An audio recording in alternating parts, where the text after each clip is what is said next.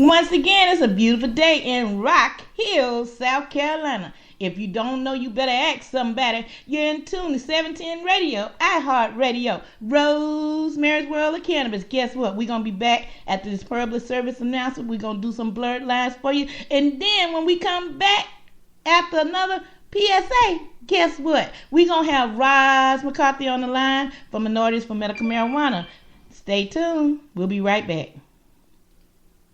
Are you feeling like a shadow of yourself? Is your mood on its way down? You could be suffering from low THC, also known as cannabinoid deficiency, caused by 77 years of government interference via prohibition. Do you live in a medical cannabis state or the District of Columbia? Are you over the age of 18 and seeking non-toxic natural health, well-being, and peace of mind? Ask your doctor if cannabis may be right for you. After 10,000 years of recorded human use and 77 years of failed prohibition on the world's most extensively tested plant, the results are in. Cannabis has no known lethal dose and is arguably the safest and most comprehensive therapeutic substance known to man. Cannabis remained in the United States pharmacopoeia until 1941, and cannabinoids are currently patented by the federal government as an anti-inflammatory. U.S. Patent 6630507. Human brains have cannabinoid receptors. Cannabinoids are lubricants in the human body. Due to prohibition, our bodies have been denied essential lubrication. Imagine never changing or adding to the oil in your car. The use of cannabis for low THC may cause immediate relief, including a general feeling of well-being, chronic smiling or laughing, feelings of euphoria, increased creativity or clarity, a greater appreciation for music and art, the desire to dance, increased feelings of inspiration, compassion or unity, a need for truth and justice, or you may wake feeling more well-rested than usual. It's undetermined to know exactly how many symptoms the use of cannabis may alleviate because of federal prohibition. There were dozens identified in the 1909 Eli Lilly Pharmaceutical Handbook. Currently, over 80% of the population supports the right to use cannabis therapeutically, and 92% of its users have declared significant non-toxic relief. The most common side effects, which are usually mild to moderate and may fade or disappear completely over time, are dry mouth and drowsiness. Other more serious side effects can include growing and repairing brain cells and DNA, or improve vision, may prevent Alzheimer's, dementia, glaucoma, nausea, and suicide, may provide relief from autism, asthma, anorexia, arthritis, AIDS, cancer, Crohn's, depression, epilepsy, fibromyalgia, gout, IBS, insomnia, MS, migraine, pain, Parkinson's, PTSD, and spasticity. Use caution while driving or doing other physical activities until you know how cannabis affects you. May cause paranoia or nervousness, specifically caused by real-life government intervention in your quest for life, liberty, and the pursuit of happiness in the USA. Ask your doctor if cannabis may be right for you. Brought to you as a public service announcement by the People's Plant, a campaign of conscience. And we're back. 2 minutes after the hour. It is Friday. For those who are out in Chalice, have a ball. I wish I was out there with you. Hey guys, I've been seeing some great pictures coming from out that way, and y'all gonna get crazy bent out there. I mean medicated, that is, for those who's medicated minded. But yeah, I'm gonna tell you like this here. It made me wish I was out there. Some of the pictures I seen. The country out that way in California is beautiful. Shout out to Scroger this morning. Good morning, my king. You know you the bomb, boy. Keep doing what you do. I'm trying to catch up with you. You know what I'm saying? Larissa, good morning to you as well. Good morning to everybody out there this morning. Hey, it's going to be another one of those great days. And congratulations to Maryland's first marijuana dispensary on Wednesday, authorizing Frederick Company to open its doors immediately, although the drug will not be available for months. Wellness Institute of Maryland plans to start seeing patients Thursday, which just passed. Owner Michael Klein called pre-orders for cannabis. We have found the equipment and deliver medicine as soon as we have it, Klein says minutes after the Maryland Medical Cannabis Commission approved this license. Although Maryland legalized medical marijuana more than 4 years ago, is only just one firm authorized to grow it. It's the first crop not to be expected till after Labor Day. So congratulations to y'all out there in Maryland. Y'all finally got something going on. At least y'all got a start. Some of us still trying to get there. All right, this story is from Ganjapreneur. Wow, Nevada's recreational sales. Check this out, guys. Reached 3 million in 4 days. That's a lot of money. Cannabis sales in Nevada have already booming as retail sales had exceeded the $3 million for the first 4 days, according to the Las Vegas Sun report. That equates nearly to $500,000 in state revenue, putting back in the state on track to achieve the $30 million over the next 6 months for sales. The Nevada Dispensary Association estimates. For the tax rate of recreational cannabis sales in Nevada is 33% to 38%, depending on the municipality. That's high. I'm sorry, guys. That's just high. We had higher demand than anybody initially thought, said the Dispensary Association Director Rihanna Durrett. During the report, it shows this market really exists. So, with that in mind, South Carolina, North Carolina, Georgia, y'all sleeping. I'm going to be totally honest with y'all. Y'all are totally sleeping, and it's a darn shame that y'all can't get your acts together and finally pass this plant for medical use. Believe it or not, it's going to take off better than what you planned. Guarantee that. So we're going to play these last couple of PSAs, and when we come back, we should have Miss Roz McCarthy on the line. Stand by, guys. We'll be right back. This is Rosemary World of Cannabis on 710 Radio, iHeart Radio. We'll be back.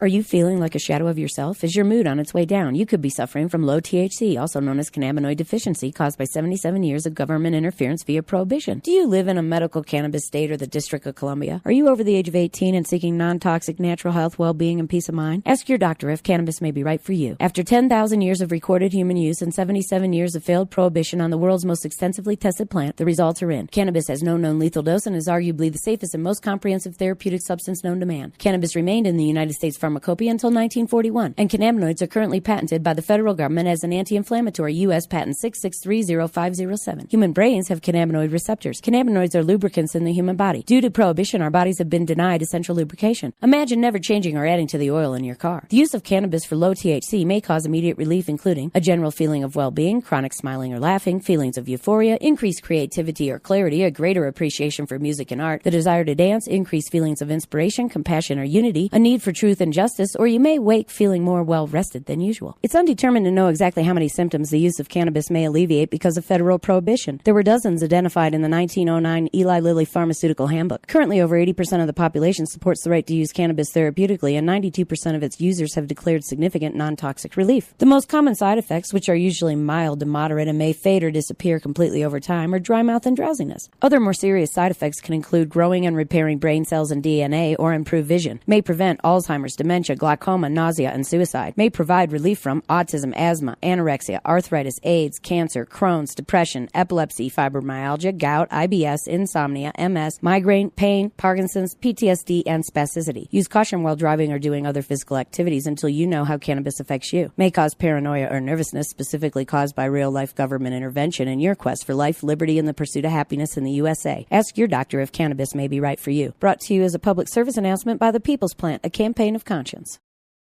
And we back, ladies and gentlemen, 8 minutes after the hour. And guess what? Guess who I got on the line? I have the founder of Minorities for Medical Marijuana, Roz McCarthy. Good afternoon, Roz. Hey, Rosemary, how are you? I am great. I mean, you know how I like to smile. I am smiling ear to ear right now. I done had a lot of people on the show, but I'm most excited to have you on the show today, not taken away from anybody else. But I can't wait for you to share your story about Minorities for Medical Marijuana. Because like I've told everybody in the past, it's a lot of organizations that I personally have came across in the last few years I've been doing this. And I really, I looked at them like, I don't know. But yours stood out. And I immediately joined on, and I'm glad I did. So tell everybody why I'm so excited about Minorities for Medical Marijuana.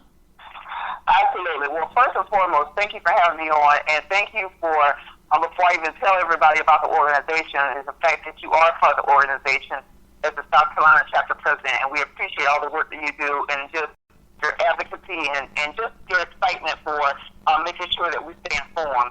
But yeah, I started the organization last year with a thought that it was twofold.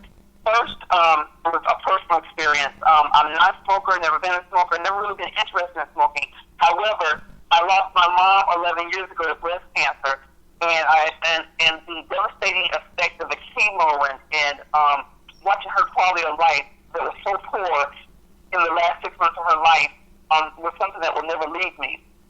In addition to that, when I was a teenager, my father lost his eyesight to glaucoma. So not only did he have the eye disease, but he actually lost his eyesight. He was only 35 years old at the time.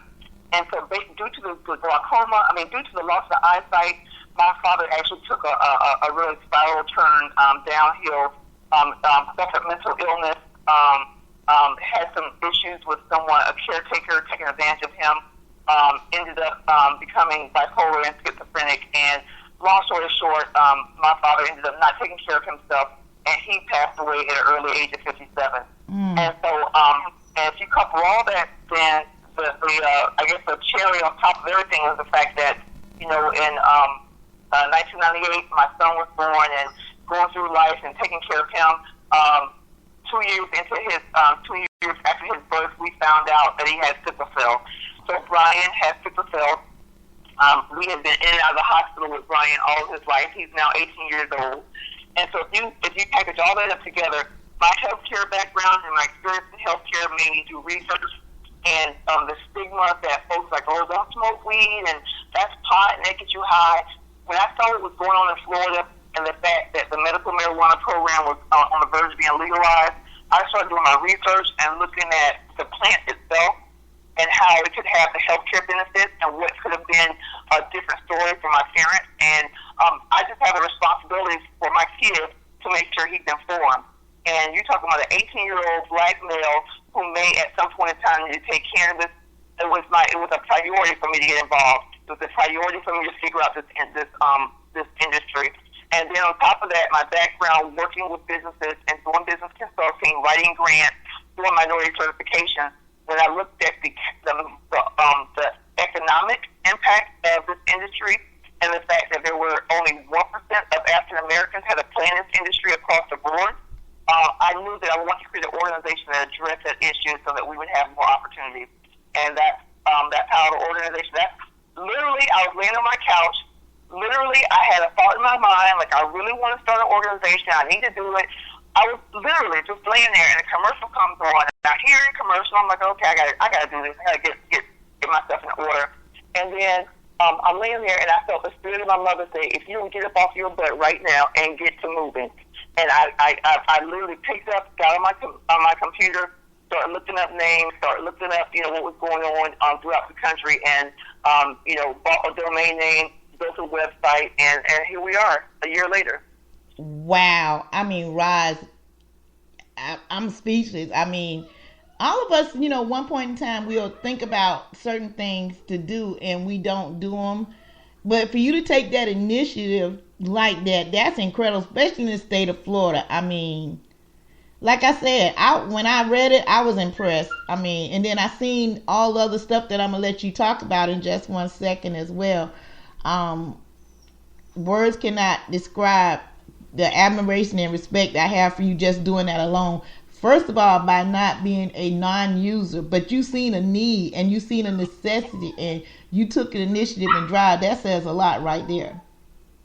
But absolutely. I mean, you got to think about this, Rosemary, and let's just be real about it. The stigma that's been attached to our community is that, we're weed heads, we pot heads, we smoke, and we're not looking at the medical efficacy or whatever. We just want to get high, and we gotta break that stigma. We gotta change the paradigm of how people look at the plant and understand the endocannabinoid system, understand CBD versus THC, understand what the entourage effect is.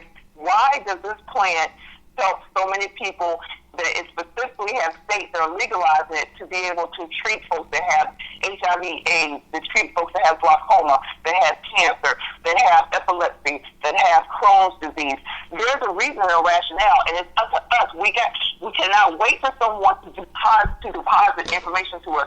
We have to go out there and find out for ourselves, because if you do, you will be behind the curve. You will wait until the market is already penetrated, and it will be too late. That is so true, Roz. And the thing is this, I've been talking to people about this for 3 years and maybe longer than that. And it's just incredible how some people, still to this day, I mean, especially in our communities, want to demonize this plant. And I shared something on Facebook, and I'm going to be playing a clip of that, if not on the show today, definitely on Monday's show, of how this plant is being demonized in our community. And I was just appalled. This was played on the breakfast. I forgot the guy's name. He's some big minister through the Nation of Islam, and he was saying how it does harm to the African American man and woman. My blood was boiling. I could not watch the whole thing. That's how bad it was. Well, you have to give much respect to people that are nowadays who are really looking at this from a medical standpoint, and looking at the fact that you can actually create different strains. You can crossbreed the plant. You can do a lot of different things that really make it very specific to whatever the diagnosis is, so that you are really treating that particular, or not, I shouldn't say treating, you're being able to actually help give quality of life and actually be able to alleviate some of the symptoms. So a symptom with cancer is, or some of the byproduct symptoms of cancer and being on chemo is the nausea, the weight loss. And so there is studies that show the use of cannabis helps to increase the appetite. It helps to increase the opportunity of gaining weight. It helps to fight off infection. So we got to learn it. We have to learn for ourselves. There's research out there. There's Google. All you got to do is just put it in there and put in HIV, AIDS, and cannabis. Why is it good? Cancer and cannabis. What can it make a difference? Just anything that comes to your mind, I encourage your listening audience, don't sit and just think about it. Take some time, go to your Google, put it in there, exactly what's on your mind and what your question is, and you'll be surprised. It'll pop right up for you. The answer, the research, the information is there for you to read and be able to then absorb it for yourself. That is so true, Roz. I tell anybody Google is my best friend, because if I don't know, I found out a lot about cannabis myself, even though I studied cannabis. Google is an excellent tool for people, especially for advocates, that it's a question that you really don't know about the plant. You're right, Roz. It is a great resource. Absolutely. So, first I would encourage on the clinical side, being able to clinically look at the efficacy. Again, a lot of the states, the way that we're seeing states come on board, of course you have California, you have Colorado that have recreational programs, but it all started out with 14 years ago, California was the first state that had, medical access to cannabis. And so again, you look at what they've done.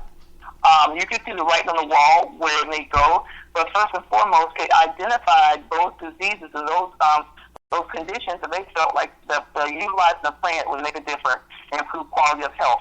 My concern is that individuals that come from our community, healthcare disparity issues have always been an issue for African American communities, for medically underserved populations. So my concern is that the research that needs to be done, as well as just the basic education. How do you access a physician who can have a candid conversation about the use of cannabis to treat your illness? What does that mean? What's the different forms? You don't have to smoke it. Like we don't have to go and buy into the whole smoking phenomenon. There's so many different ways that you can intake the medicine to be able to give you relief.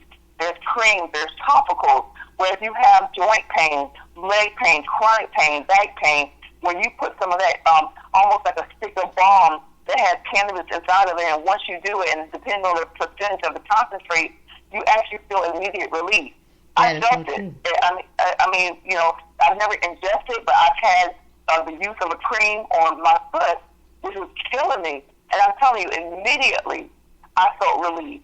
So therefore, we have to take a serious look at it and look at how medically, our body is all we have. God has given us this body to take care of, to be able to treat. And sometimes, as I'm growing older in life, I realize that man-made medicine is not always the way to go.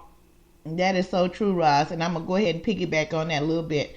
They make a topical spray as well.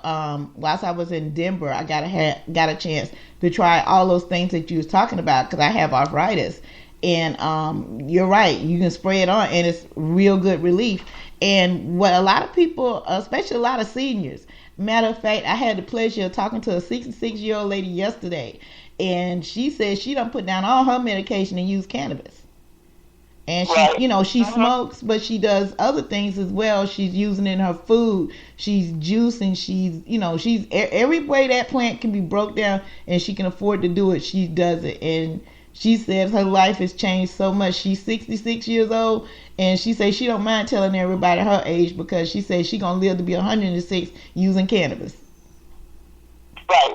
So the thing that you want to remember is that cannabis is, in regards to healthcare, contains at least 85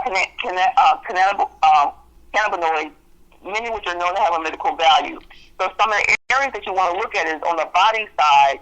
We have cancer, You have for menstrual cramps, for nausea, arthritis, diabetes, HIV, AIDS, and chronic pain. But you got to also think on the mental side.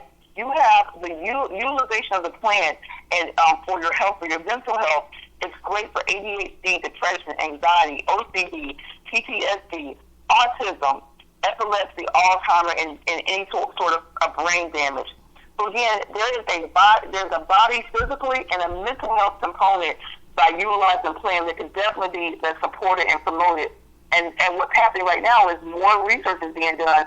And I'll tell you right now, I'm not the biggest advocate to say, hey, federalize or legalize on the federal, because I know once you legalize on the federal, the opportunity that we have state by state to do research, to also have the little guy come in and take a part and be a part of the industry and really be able to learn and understand and basically maybe offer services or be able to have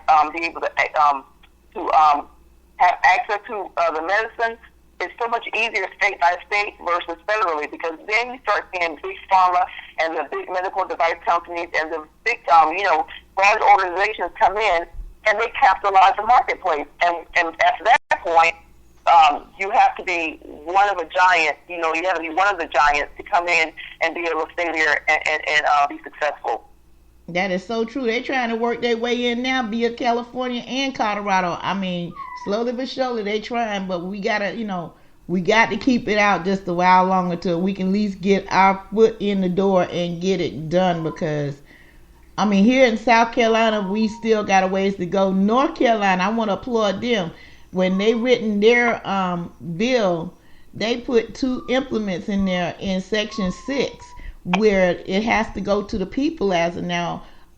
Their legislation pretty much can't stop this one because it's going to be in the Constitution. So I'm hoping we don't have to take another 2 years to do that. But like I said, it needs to be done in both states. It needs to be done across the country, because, I mean, we got soldiers. You brought up post-traumatic stress disorder and PTSD.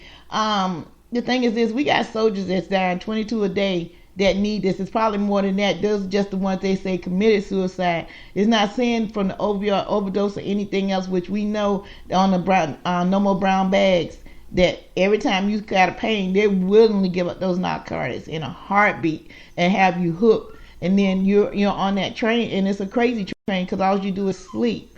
Or, if you don't sleep, you have an adverse effect. You're up for 3 to 4 days. So, and I'm speaking from this personally. So, now I care not to go back to that. Right, exactly. And the thing about it is we have to realize that, as they do more research and understanding the dosing of the medicine, and that's why it's so key to be able to connect with a good physician, but understanding the fact that you have 2 main ingredients in the plant. You have THC, and you have the cannabinoid, the CBD. And then with that being said, sometimes the CBD controls or has a stronger effect on certain diagnoses than the THC, and sometimes they work in tandem together. So, like, for example, I had a good friend of mine who was saying about the CBD really didn't work for him, and he's out in California. However, when he transitioned to a medicine that had the CBD component as well as THC, the pain, because he was having issues with pain from playing sports throughout all of his life. He played semi-professional sports. So after going through all that, once he realized that he really needed to be on a full-strain medical marijuana program that had him not just on CBD, but that had the CBD and the THC, which when combined together and when you titrate out, it gives you an entourage effect with that pain management. Now instead of being on the Percocet and the Toradol and the opioids and all those different type of drugs that really do damage to our body and our liver, he's now on something where he may take, a dose in the morning, and then go throughout the day, and maybe dose in the afternoon, like around 3 o'clock, and then maybe at night to make sure he sleeps. And sometimes at night, he'd have something differently because he he wants to make sure he doesn't take anything that's going to give him that feeling of wanting to be up. He wants to be able to wind down for the night, but also to have a good pain relief. So I just know that we have to be vigilant about what's the effect, what can it do, what are our options, and how do we go about making sure that we have access to the medicine. Yeah, you bring up a valid point about that, Roz. I had somebody hit me up via Facebook that tried cannabis for the first time, and it didn't work out so well for them. So first of all, I want to say to you that's thinking about it, that never did cannabis before in your life, have somebody with you. The cannabis this person had, and from what they told me, the symptoms and everything, it was very, very strong THC.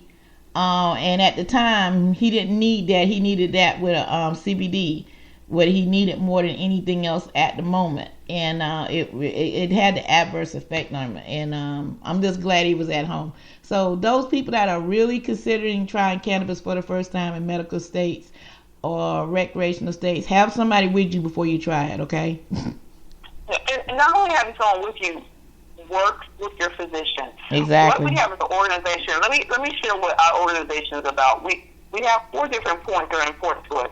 We want to make sure there's healthcare access for all. So that if you have a medical condition that would be appropriate for the medicine, but you're not quite sure if you want to look into it, you don't know where to turn, you don't want to know what your options are.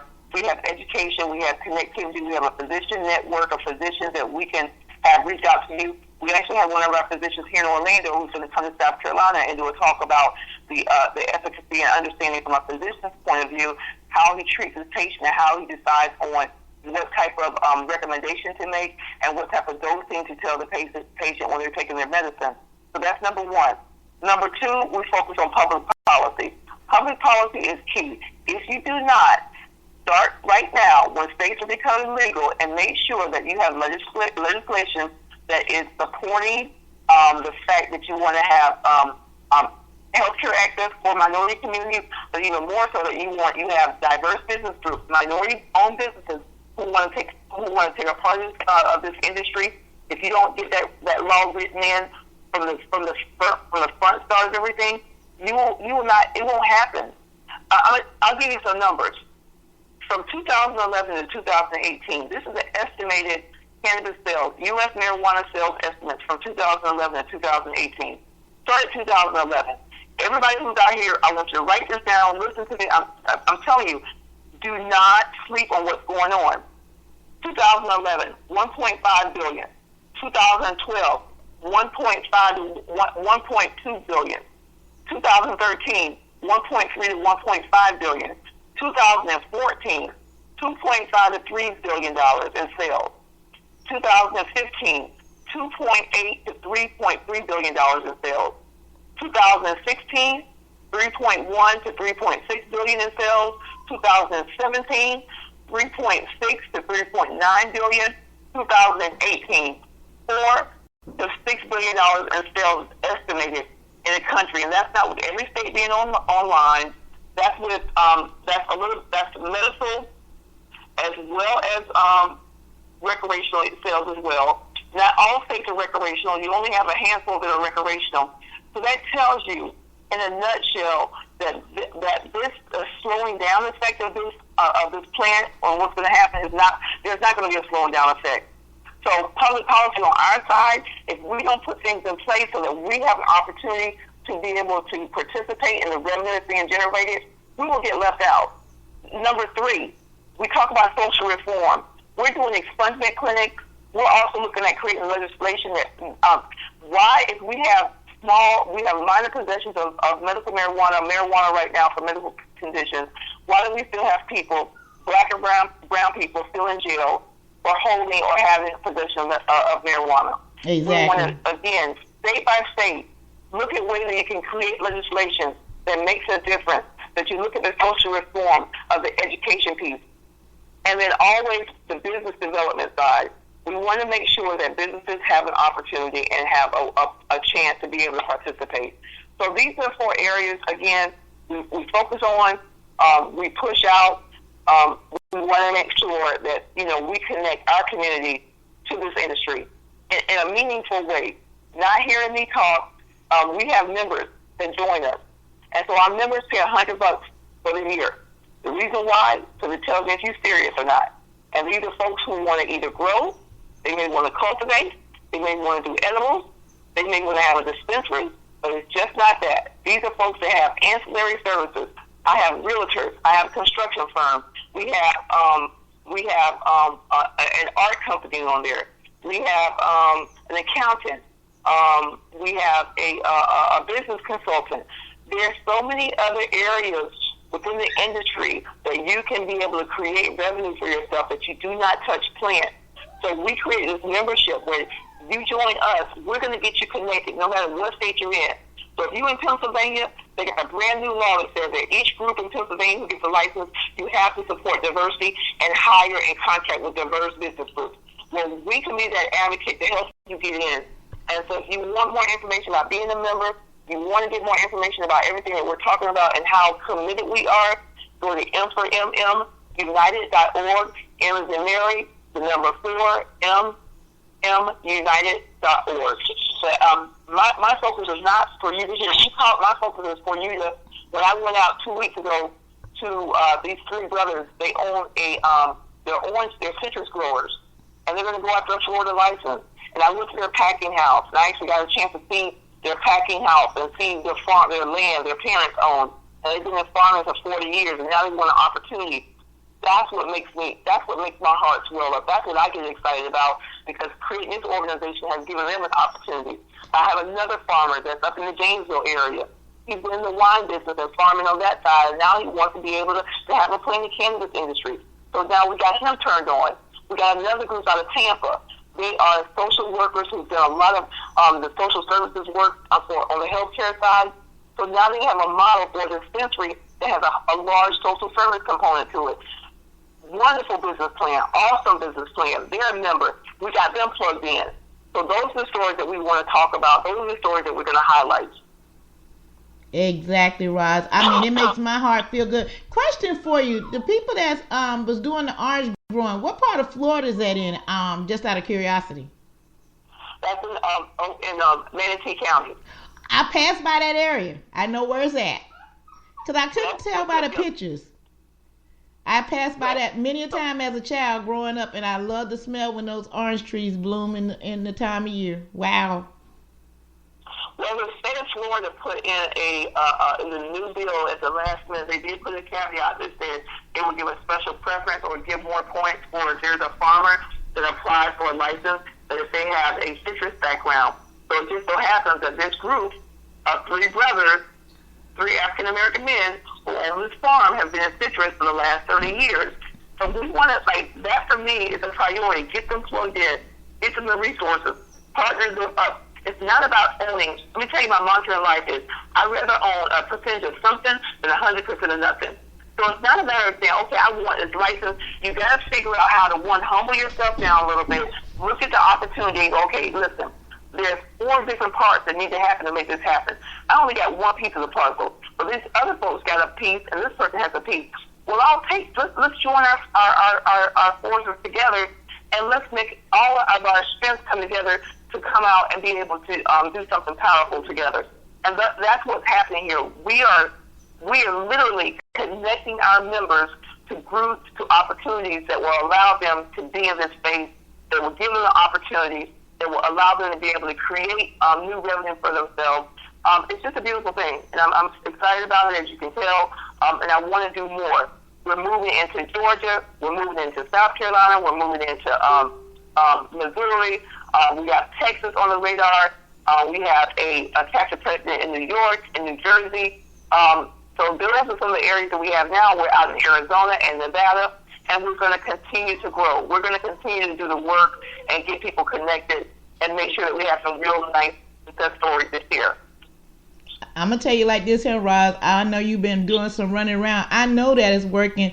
Matter of fact, I got hit up via Facebook from a mayor in Kansas City, Missouri, wanting somebody to join up with him down there. And he is all for medical cannabis. He talked to me about a good 15 minutes. So that lets me know the message is getting out there. And to see where this came from to where it's at now, I mean, hats off to you. I mean, that shows that, those days that you thought, well, am I doing right or doing wrong? We all have them.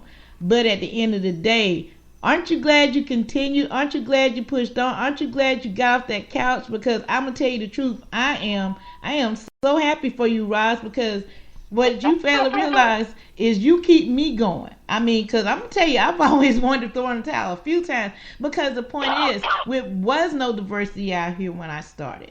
At least not that I could physically see. And it was a fluke how we connected with one another, but it does, this was never anything on my radar. But the thing about it was, I was doing this type of work for everybody else's organization, for everybody else's nonprofit.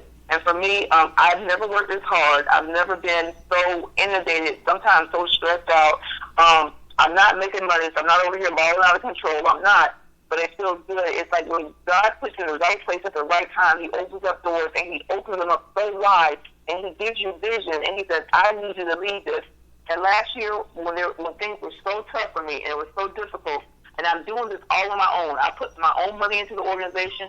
I funded everything. I did everything myself. There would be times where I want to stop. I want to give up. I was like, you know what? I gotta get a full-time job. This is ridiculous. And I have a resume out of this world. And for me to go put my resume out there and not even get a bite on something that was at a entry level, when I have executive level experience in healthcare, I knew that He was saying, listen, stay the course, stay focused. I'm not giving you this. This is your calling. This is what I need you to do. And that's how I feel about it. I mean, I'm very passionate about it. The things that we've done. Let me give you some samples of some of the things that we have we're creating our strategic plan for the 2017-2018 year, because we just started our new fiscal year. And some of the things that has either happened in the first year or that's going to happen now coming up on the second year. Our first year, we did a lobby day in Tallahassee. The first time that a minority group has gone to the state of Florida, to the Capitol, supporting cannabis, and has done a full-blown lobby day with pull-up banners. We gave out hot cookies. We cooked hot cookies on the spot. We had people come to our table. We focused on advocacy. We supported having a diversity plan requirement. We got that done. We wanted the state to appoint a statewide diversity director who will review compliance and best practices, including recommendations regarding diversity ownership, management, operation through contracting and employment opportunities. We're still working on that one. We wanted the legislators to remove the 90-day physician relationship rule. In Florida, prior to the new law being passed, you had to deal with your physician for 90 days before he could even refer you or even make a recommendation for you to get your medical marijuana card. That's no longer there. We wanted our people to add sickle cell anemia to the list of qualifying medical conditions. Well, that didn't happen, but what happened was that they opened up the law that says any illness that causes chronic pain. And so sickle cell would definitely be one of those illnesses where an individual, if they're dealing with chronic pain, if they're dealing with a bad crises, I know it firsthand. I know how it feels. They have access to the medicine to be able to help alleviate that pain. But we were advocating for youth education.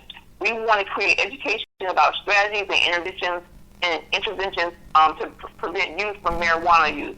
So we're talking to the state of Florida about getting some resources to help us do that. And also, we'll go back next year and go back and petition for these resources again if necessary. We want to make sure that Florida decriminal a statewide marijuana decriminalization reform. Also, we want to make sure that there was medical access for all. We want to make sure that marijuana card fees and physician visits were reduced and or waived based upon an income sliding scale system. So if you go to the county healthcare clinic right now, and if your income is at a certain level, you may not even have to pay anything for your visit. You think the same thing should happen for if you have to see a physician about getting your medical marijuana card. Well, if it's not that, maybe it's the card itself. In the state of Florida, it costs $75. Well, if you're below the poverty line, we want to see them waive that fee. We think that you already are having a tough time. Why have a tougher time to have access to the medicine? So these are some of the exciting things that we did on the advocacy side during our lobby days. Wow, Roz, that is incredible. Because I'm thinking about how much I paid for my card in Colorado. My card in Colorado cost me over $200. So $75, that's a bargain right there. But then for you, if you don't have the income for it, you can get that card for nothing, for no cost. Right. That is excellent. get maybe 50% off, or it depends on your income level. So it's a sliding fee scale, and it's something that should be qualified. And they know you have proof of what your income is, and if you qualify to be able to get that card for free, and maybe even get a discount on your actual medicine. Because what we don't want to do is we don't want to see people on the black market. We want to prevent use of marijuana for sure. This is not for kids. It's not for the college student. It's for those people that medically need the medicine. But we don't want people that need the medicine not being able to afford it and still getting black market stuff, because there is a difference. It's a huge difference. It's a huge difference. And also, there's different ways to intake. So now you don't have to intake by rolling and smoking before. There are some awesome vape pens that take oil, that will take bud. When you put the bud inside of the vape pen, and it actually heat the pen has an internal combustion system that heats it up, so that all you're doing is getting vapor, and it goes right to your system. So you're not having the effects of smoking. You're not having that to deal with on top of whatever issue that you have going on. So there's some really cool and just clinical sound ways to ingest the medicine if you need it. And so we want to make sure that our folks have access to it. Exactly. We're always behind, and I shouldn't say we're always behind, but theoretically, our communities of color and medically underserved populations have not had the access as some other communities. And I just felt like, it's not right, it's not fair, and especially when we're 4 times more likely in the past to go to jail about some marijuana. Why can we now not have access? You're not going to make it legal. And it's just, I'm sorry. I just feel like, right is right. My mother used to say, and wrong is wrong. Yeah, it's still going on, Roz, because matter of fact, I had a nephew about 2 weeks ago. I just found out about it recently. He was locked up for having cannabis on him, and he had less than an ounce on him. Matter of fact, he had less than 7 grams. And this was hard for me to swallow. Is the fact is, he said that he's been caught with it before, but they written him a ticket and threw away the pot. This time they took him to jail. So I don't understand. Do they have a limit of? We got to think about this. How do we get our youth to understand that, one, that it's not cool. I mean, it's not the cool thing to do. Legalization doesn't mean that gives you legalization does not equal permission. You don't get permission to do this. Legalization means if you have a medical condition to do it, then you have an opportunity to have a physician who then is able to treat whatever your medical condition is and make the recommendation for you. We want to prevent our youth from getting caught up in the system. Exactly. We want to educate them on what's going on. We want to let them know that, we're going to try to get some laws changed, but if you continue to repeat behavior, you're still going to go to jail. So let's stop repeating behavior. If you get caught, we're trying to make it so that you can learn from your lesson the first time, but know that this is not a free-for-all, hey, legalization is now, I got permission. No, it does not equal permission. And we want to learn from the fact that, you have some adults, and having to understand this, that are literally sick, they're in hospice, they're terminally ill, that need to have access to the medicine. Until there's federal legalization, and I get it and I understand, but it's just like when you drink liquor and alcohol. You're not supposed to. You go to jail if you do. You go to jail if you're driving while you're drinking. There's rules and regulations. It's the land of the law, and we have to live by it. However, we want to make sure that, I believe in second chances. So if you get caught up in a situation or something happens or what have you, we don't want you to get a charge for something that was out of your control or that was not your intention. But you cannot continue repeating, making bad decisions and repeating poor behavior. Yeah, he got a lecture. He got a lecture from me behind it, and the reasons why. I think he was targeted a little bit also, Roz, to be honest with you. But the point is this: the area where he was at, that's a highly concentrated area of police presence. Right. And he knows that. And that's what I told him. I say, first and foremost, I know you're going to do what you do. You're grown. However, that area is hot for the police. Why would you even think about whatever you had? You need to leave it at home, go visit your friend, and then you sitting up in a car? Right. No, you can't do it. Don't have it on you. That's it. Don't participate. If you do get a targeted frisk and search, search and seizure, frisk and search, whatever they want to call it, on the law enforcement side, if you don't have anything on you, you don't go to jail. Right. If you're not utilizing, you don't go to jail. It's not cool. It's not the thing to do. We're trying to tell you what's cool is being able to go to school with a clear mind, get your education. What's cool is find out where a career where you want to be. What's cool is you want to know, understand the medical behind cannabis, and you want to get in the industry and not you to be able to see how you can make money legally. That's cool. That's what we want to see. Come see me. I'll teach you. I'll tell you how you get in. I'll tell you how you get a job. Not only get a job, but create a career if you're interested like that. But it's not cool to do what you already know that's illegal and go back and say, well, you make it legal for everyone else. No, it's not legal for everyone else. What it is saying, listen, we can't continue keeping people away from medicine that's going to help and be able to treat their issues or give them better quality of life. It's not a license just to go willy-nilly, I use another grandma term, all over the place. That's not what it is. That is so true, Roz. I love how you put that so eloquently. But I'm telling you the truth. What I'm looking forward to is seeing everybody down in Gainesville. I mean, a reason why that is my home. I mean, I'll never forget. You never forget home, period. So I'm looking forward to that. Are you going to be down there? Yes, I'll be there. And I want to also give a big plug out to, we have a big event coming up in July that we're going to be a part of, working with our Georgia folks. And so I'm going to tell you, anyone that's in Georgia, if you're passionate about this cannabis industry, you want to get connected, I'm looking for an aggressive, excited, I'm ready to work Georgia president, chapter president. But right now, I'm working with Coach. Coach is a part of, he has the Green Rush team, and the Green Rush team is going to be having their first inaugural Georgia Cannabis and Hemp Symposium. Now, for all those who don't know what hemp is the kissing cousin plant to cannabis. Hemp is a plant that you can grow anywhere. You don't need a lot of water. When you grow cannabis, it requires lots of light. It requires low humidity, and it also requires lots of water. Hemp is totally different. You can put it in a pond of you can put it not out in the desert, but not a requirement of a lot of water. The humidity is not a factor, but hemp can be used for medicine as well as it can be used for industrial textiles. It can be used to create windows. It can be used to create makeup. It can be used to create concrete that you build your houses with. It is an industrial textile that is slowly but surely becoming illegal state by state. But because it comes from the cannabis plant, because they're kissing cousin plants, we saw our federal government limit the use of hemp. And so you know what's happening? People outside of the U.S. was importing hemp-produced products into the state.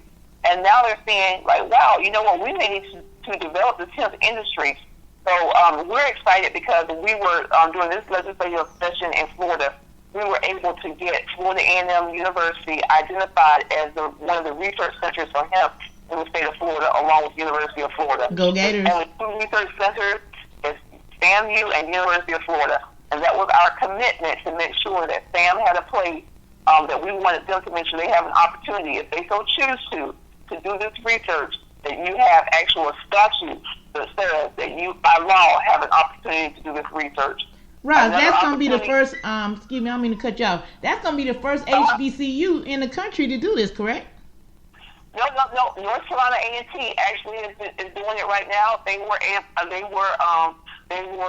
awarded a research center for hemp in North Carolina. Okay. And I think there's one other university. Now you have Southern University, who has been identified as they are going to be one of the medical growers of cannabis in the state of Louisiana. Okay. So that's going to be a great opportunity. Only two universities, but there's only going to be two growers of the medical cannabis use for the state of Louisiana. It's going to be Louisiana State University and Southern have been identified. And these are both A&T, Southern, and FAMU are land trusts. These are agricultural-based, universities who are now going to have an opportunity to be able to participate, in this industry. I'm excited about that. I'm really excited. FAMU as well, we were able to work with Senator Rouzon. I will see these bills come up throughout the session, and I always identified, Moffitt Research Center and University of Florida, and no disrespect to those universities and those institutions. However, we want to see one of our HBCUs here in Florida have an opportunity for research dollars on the cannabis side.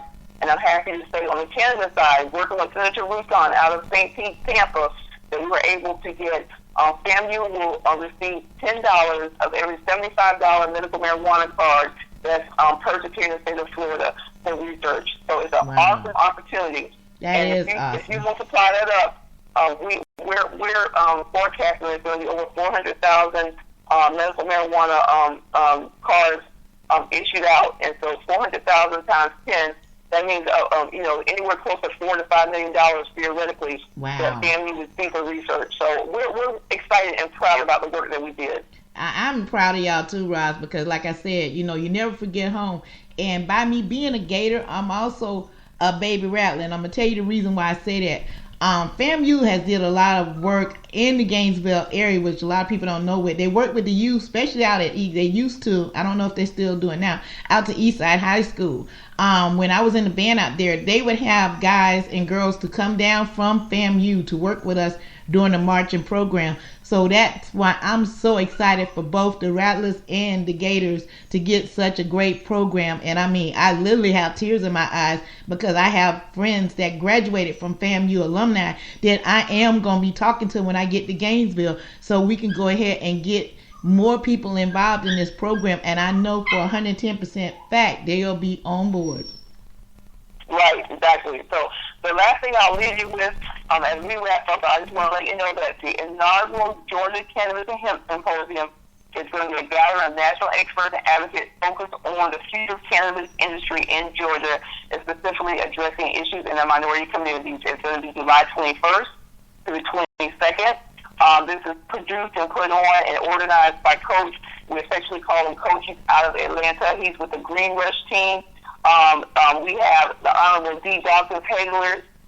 She will be one of the guest speakers. Virgil Grant from California, the co-founder of the California Minority Alliance. Jeffrey Horton out of Oregon, co-founder and board chairman of the Minority Cannabis Business Association. Brandon Wyatt Esquire out of D.C. He's an attorney and cannabis activist lecturer. Myself, Roz McCarthy, founder and CEO of Minorities for Medical Marijuana based out of Florida. It's going to be at the Georgia Capitol, State Capitol, 18 Capitol Square, Atlanta, Georgia. If you want more information, you can always reach out to me at 877-900-0832. That's 877-900-0832. Roz, thank you for doing that, because I was supposed to do the same thing, but you beat me doing it. By the way, I will be seeing you in the ATL, Roz. Yes, the South Carolina chapter will be representing. Ain't no way I'm going to be that. Y'all going to be that close and I can't be there.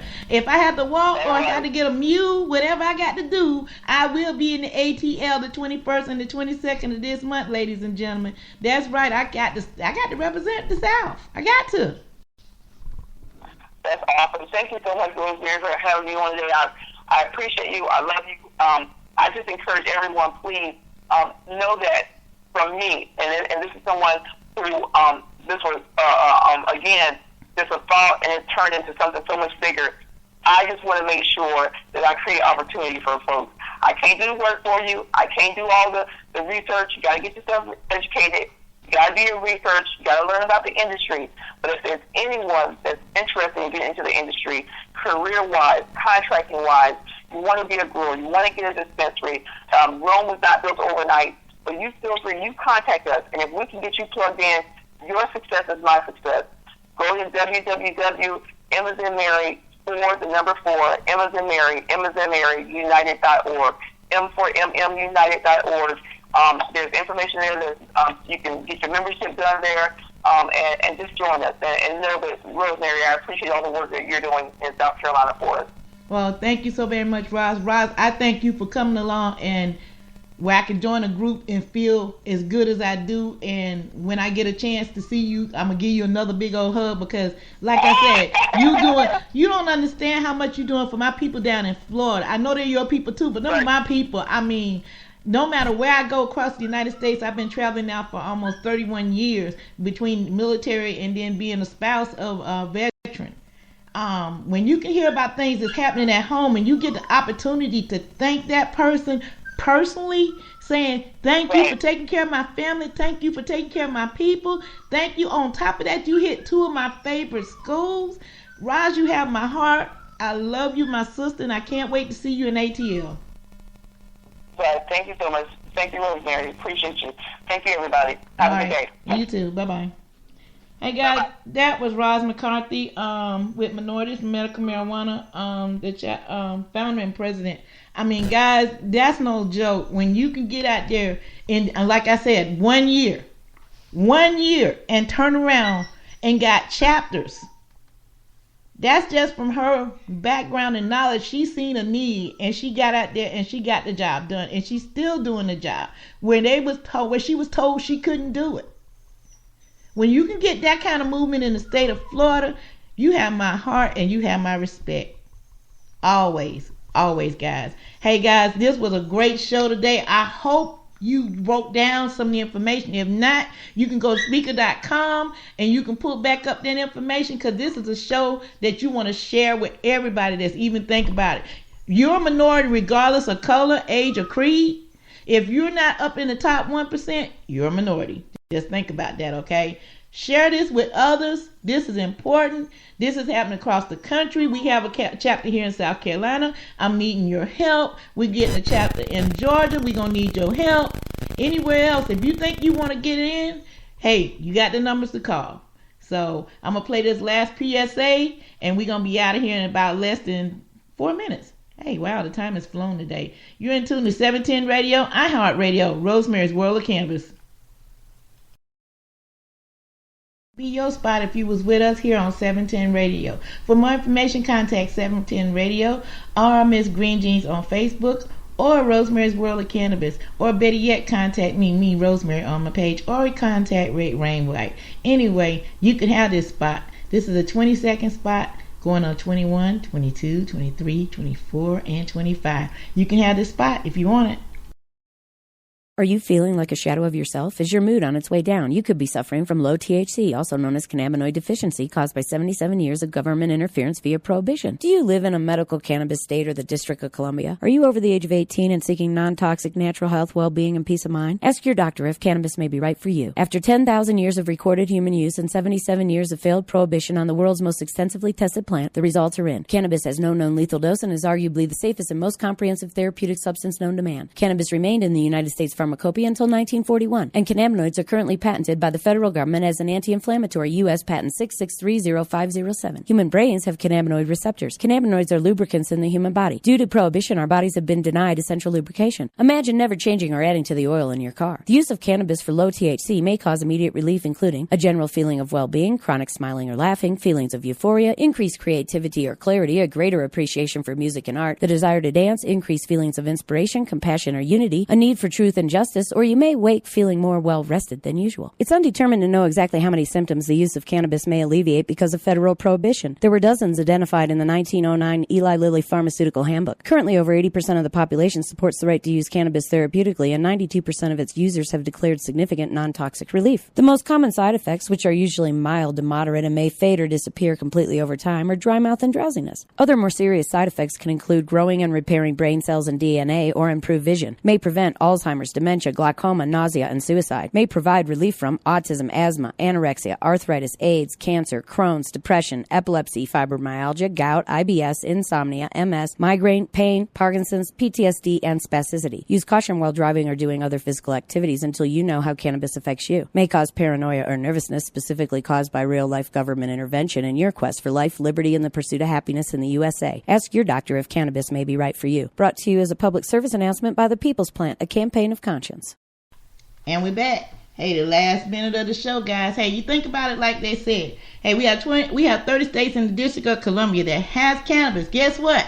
North Carolina, South Carolina, Georgia don't have it. We need it. It's part of our DNA. Like you always hear me say, suffering from low THC. Everybody that's in these areas are suffering from low THC. Why we got to suffer? We got a plant out there that can help us and heal us. And that's what it's about. Knowledge is power. If you don't know, you better ask Roz McCarthy from the Noise of Medical Marijuana. If she can do it from sitting there off her couch to now lecturing all over the country and got chapters up on her, you can do it too. So think about that the next time you get an idea or something and you're just laying there and saying, dang, I don't know if I can do that or not. Be the next Roz McCarthy, okay? That's all I got to say for now. You have been in tune to 710 Radio, iHeartRadio, Rosemary's World of Cannabis. And y'all know what I always say. Nobody's free until all of us are free. So fight for your freedom, y'all. I'm out. See you on Monday. Peace.